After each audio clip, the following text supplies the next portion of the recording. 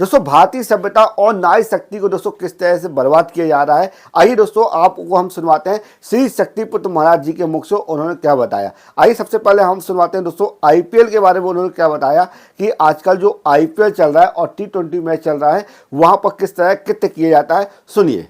IPL में देखा होगा 2020 के मैच को अधर्मी अन्यायों के हाथ में जो क्रम आ जाता है वहां वासना नफा इसी का बोलबाला हो जाता है। पहले क्रिकेट को संभ्रांत लोग मानते थे, देखते थे। आईपीएल शुरू हुआ, आप लोगों ने देखा कि वहां किस तरह बार बालाओं को बुला बुला करके, देसी नहीं विदेश से बुला बुला करके, चौका लगा नहीं, लोग चौका या छक्का नहीं देखते थे, एक बाउंड्री में गया वो किस तरह नृत्य कर रही, निगाह उस पे जाती थी।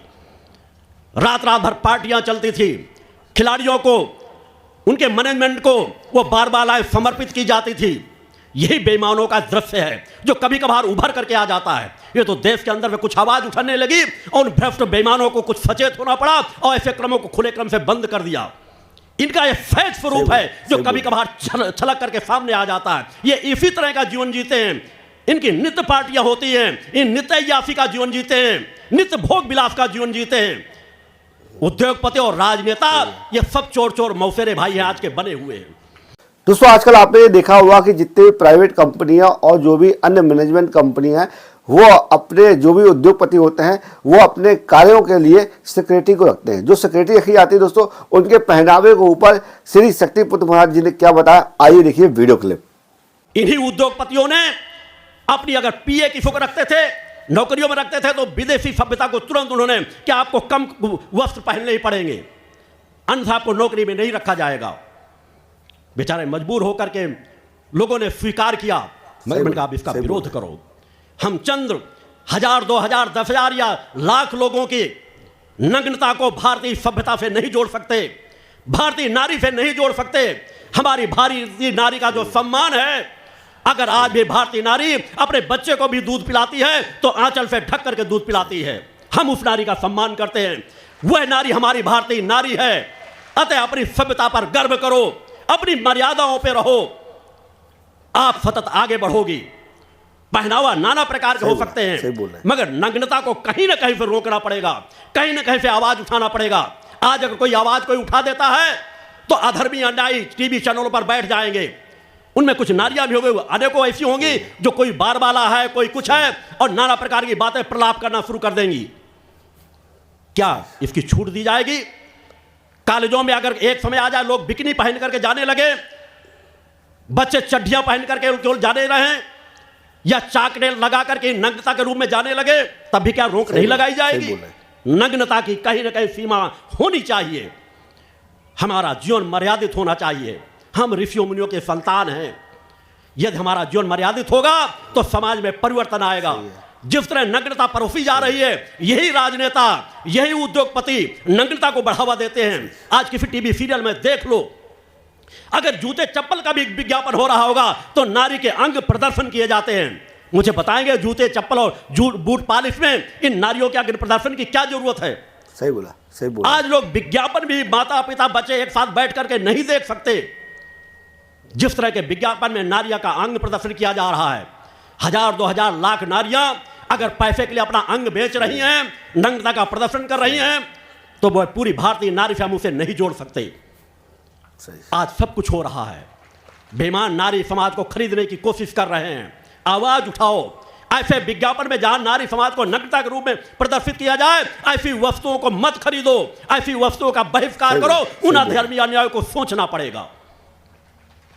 आज 24 घंटे हर जगह नग्नता का प्रदर्शन, नग्नता के अश्लील चित्र, नग्नता के सीरियल बनाए जाते हैं।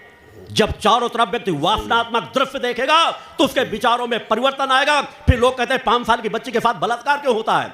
5 साल की बच्ची अगर वस्त्र नहीं पहनती तो अगर नग्नता का या हमारे वस्त्रों पे टीका टिप्पणी की जाती है तो 5 साल की बच्ची क्या कर रही थी? मैं कह रहा हूं जिस तरह की वासना परोसी जा रही है, नारी की बात छोड़ दो। मैं ऐसे लोगों को जानता हूं जो पशुओं के साथ भी संभोग करते हैं। इसलिए वह विकार वातावरण बना दिया गया है। और जब विकार के वातावरण 24 घंटे दृश्य छोटे छोटे बच्चे देखेंगे तो उनकी उस तरह की कोशिकाएं चेतन होंगी, वे विकारी बनेंगे और अपनी इच्छाओं की पूर्ति के लिए वो किसी भी रास्ते में भटक सकते हैं।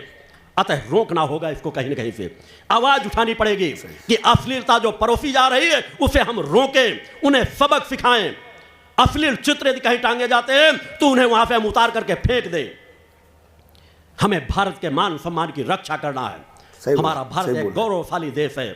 भारतीय सभ्यता मर्यादाओं में जो शांति है, चैतन्यता है, वे अन्य किसी मर्यादाओं में नहीं।